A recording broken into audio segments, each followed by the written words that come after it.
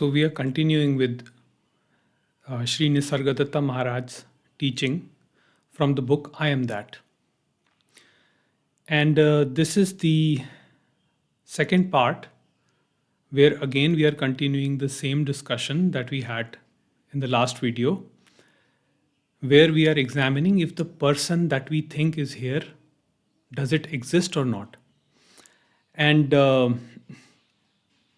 the questioner is basically trying to understand this whole this whole phenomena. So the questioner is questioning the existence of the person, and it says that in the waking state I can see myself as the person, and also I see that continuity in the dream state. But Maharaj says that there is a difference between the waking and the dream state. And the difference is that the dream comes up with a new content every night, night after night. So, in waking state, we always wake up to the same reality.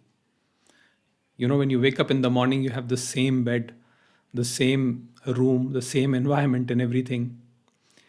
In dream, you have different dreams every night. And that is why you can differentiate between the dream and the waking state. Suppose if in your dreams you had the same environment repeatedly, you would not know which one is dream and which one is waking. You would not know whether you in the waking state are real or you in the dream state are real. Now you see, where do these questions come from? The first impression about these questions, I'm sure you'll feel that why do we even bother with questions like these? Whether I'm real in the waking state or fake in the dream state. The problem is that the ego wants to assert its own existence. While we all claim that we want our egos to be destroyed and we want to experience the wholeness, or we want a connection to the source, but that is just the fantasy of the ego mind. Deep down, the ego fears annihilation. It does not want to be killed or destroyed. And this is a problem where the person is constantly trying to assert its own existence. And that is why this whole discussion is taking place between this questioner and Maharaj, Nisargadatta Maharaj. So he says that, I exist in relationship with the world. The person exists in conscious relationship with the world. To which Maharaj says that, okay, there is a world and there is a conscious relationship with it. But where is the person? Even if you are put in a cave, there would be a body, there would be the cave, but the sense of personal identification is an illusion. In other words, what is being said here is that the sense of personal identification is not real, whether it is happening in waking state or it is happening in dream state. And we have already established that for something to be real, it has to be your continuous experience. Now, your sense of this personality, personal existence, is not continuous. You experience yourself in waking state. You experience a slightly modified version of yourself in the dream state. And in deep sleep, you do not experience yourself as the person. In fact, you do not experience the world. The person and the world are not two. They are one. They are one. And that is what Maharaj is trying to say here, that the sense of personal identification is also an illusion. And the questioner continuously argues against it. He tries to bring up some point because the ego is trying to surface, it's trying to survive, and that is very natural. That is a natural progression, it happens. So he says, I'm reading this small text where Maharaj says, all I know is that whatever depends is not real.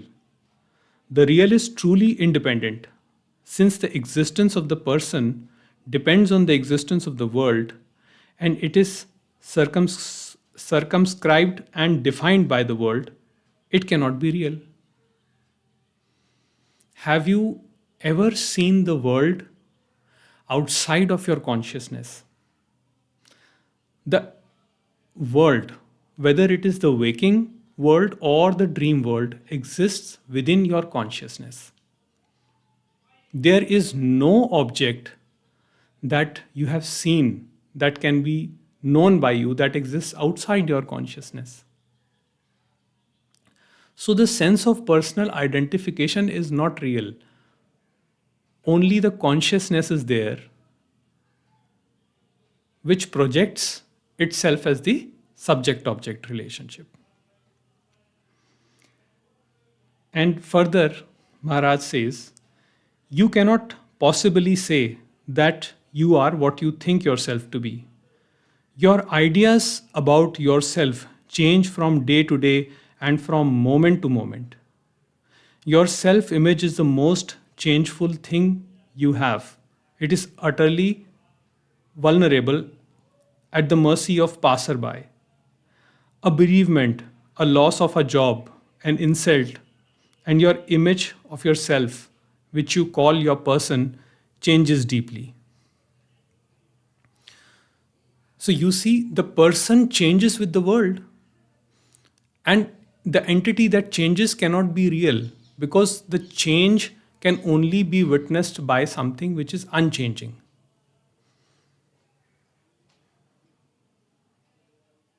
So the person also changes. You watch your own experience.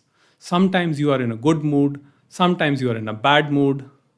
Some days you wake up happy and joyful, some days you wake up dull and sad. Isn't that your experience? So the person that you take to be real is actually an object. It is one with the world. It is not separate with the world. And what gives solidity to this sense of personal identification is the conditioning. Life solidifies this sense because you join a certain profession, okay? Then you get attached to the profession. You form relationships. You get attached to those relationships, right? My job, my career, my relationships, my money, my fame, all these things are binding you and creating a sense of personal identification. They are creating the person. But in deep sleep, everything dissolves. There is no person in deep sleep. But what your constant experience is the being. The being is the continuity that exists in waking, dreaming, and deep sleep. That is how you know that there are these states. Otherwise, you would never have known. So, being is the substratum of all experiences. And that alone leads to the truth. Being is not a personal, it is not a personal feeling, it is an impersonal awareness of I am. And that is what Maharaj says here. He says, to know what you are, you must first investigate what you are not. And to know what you are not, you must watch yourself carefully, rejecting all that does not necessarily go with the basic fact, I am. So, You see, what you can see, what you can know, is only that you're not. What you are, you cannot describe it objectively. So you can say that I am this or I am that, but you are never with the I am, with the state of being. So he says just reject this and that and be with the I am. And then automatically the being itself will emerge. And the being is the witness. So witness does not discriminate, it does not perceive things from a particular filter, it does not color things. Only the mind colors and filters information, filters perception. For being, everything is just, it is just the being, it is the essence. And it is the purity, the complete purity. Thou art that.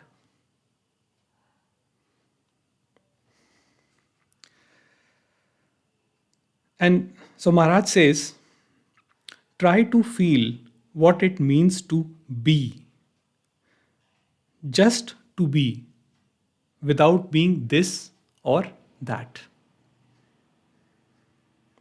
So, of course, we have this conditioning that mind will naturally rebel the moment you do that. If you sit in isolation and just be, that's what you do in meditation. You're just allowing your natural state to emerge and you just try to be.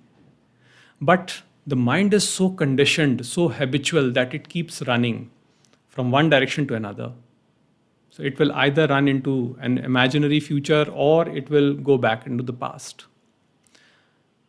But the more this watchfulness, the quality of witnessing cultivates within you, the more the illusions begin to drop. And that is where the true bliss happens. That is where the true beauty happens. That is what is called the awakening of the heart. The heart is the being.